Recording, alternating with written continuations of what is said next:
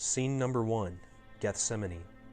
Jesus went with his disciples to a place called Gethsemane, and he said to them, "Sit here while I go over there and pray." When he returned to his disciples and found them sleeping, he said, "Couldn't you keep watch with me for 1 hour? Watch and pray that you will not fall into temptation. The spirit is willing, but the flesh is weak." Jesus went away a second time and prayed, "My Father, if it is not possible for this cup to be taken away unless I drink it, may your will be done."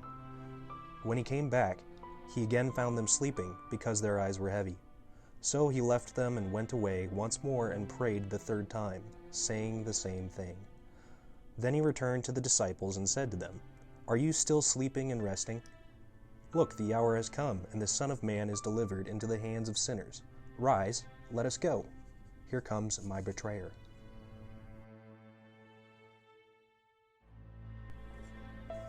Scene number 2, Jesus arrested. While he was still speaking, Judas, one of the 12 disciples, arrived. With him was a large crowd armed with swords and clubs, sent from the chief priests and the elders of the people. Judas had arranged a signal with them. "The one I kiss is the man. Arrest him." Going at once to Jesus, Judas said, "Greetings, Rabbi," and kissed him. Jesus replied, "Do what you came for, friend."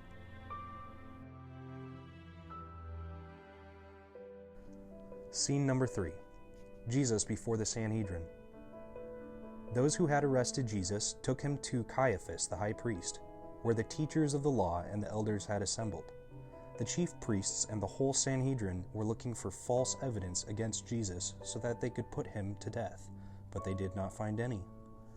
The high priest said to Jesus, "I charge you under oath by the living God. Tell us if you are the Messiah, the Son of God." "You have said so," Jesus replied, "but I say to all of you, from now on you will see the Son of Man sitting at the right hand of the Mighty One and coming on the clouds of heaven." The high priest was furious and tore his clothes, saying, "He has spoken blasphemy. Why do we need any more witnesses?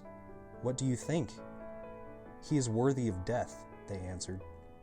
They then spit in his face and struck him with their fists.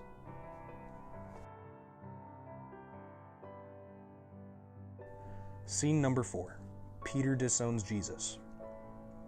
Now Peter was sitting out in the courtyard, and a servant girl came to him. "You also were with Jesus of Galilee," she said, but he denied it before them all. "I don't know what you're talking about." Then he went out to the gateway, where another servant girl saw him, and said to the people there, "This fellow was with Jesus of Nazareth." He denied it again with an oath, "I don't know the man." After a little while, those standing there went up to Peter and said, "Surely you are one of them. Your accent gives you away."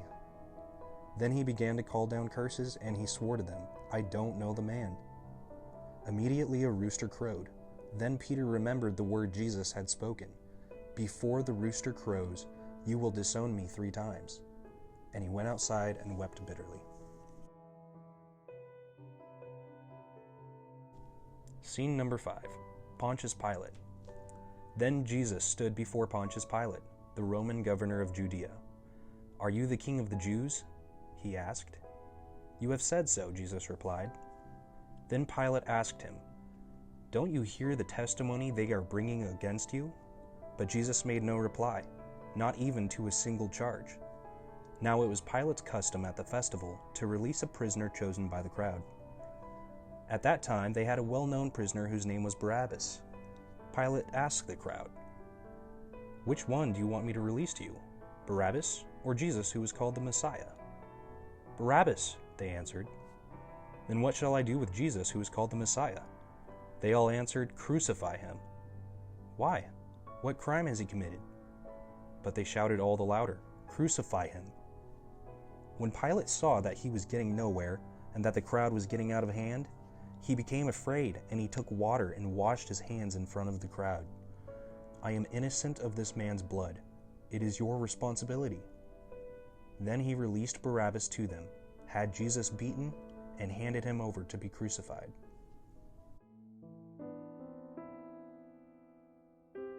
Scene number 6, the soldiers mock Jesus.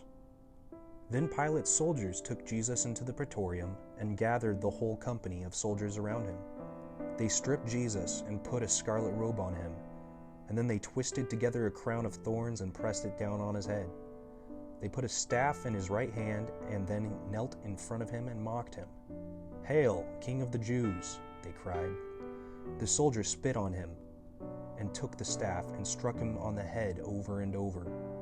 After they had mocked him, they led him away to crucify him. Scene number 7. Simon carries Jesus' cross. As they were going out, the soldiers made Jesus carry his own cross. Tradition has it that Jesus fell, too weak to carry the cross on his own. The soldiers found a man from Cyrene named Simon, and they forced him to carry Jesus' cross. They came to a place called Golgotha, which means the place of the skull. There they offered Jesus wine to drink, mixed with gall, but after tasting it, he refused to drink it. Scene number 8. The death of Jesus. The Roman soldiers crucified Jesus. Jesus said, "Father, forgive them, for they do not know what they are doing." Then they divided up his clothes by casting lots. Above his head they placed the written charge against him, "This is Jesus, the King of the Jews." Those who passed by hurled insults at him, shaking their heads and saying, "You who are going to destroy the temple and build it in 3 days? Save yourself. Come down from the cross if you're the Son of God." Even the rebels who were crucified next to Jesus shouted insults at him. After many hours of hanging on the cross, Jesus cried out in a loud voice, my God, why have you forsaken me?" The people mocked him even more, offering him bitter wine and vinegar to drink.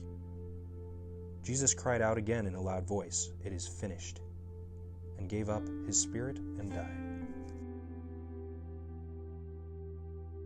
Scene number 9. The burial of Jesus. That night, a follower of Jesus named Joseph went to Pilate and asked for Jesus' body. He then took the body, wrapped it in a clean linen cloth, and placed it in his own new tomb that he had cut out of the rock. He rolled a big stone in front of the entrance to the tomb.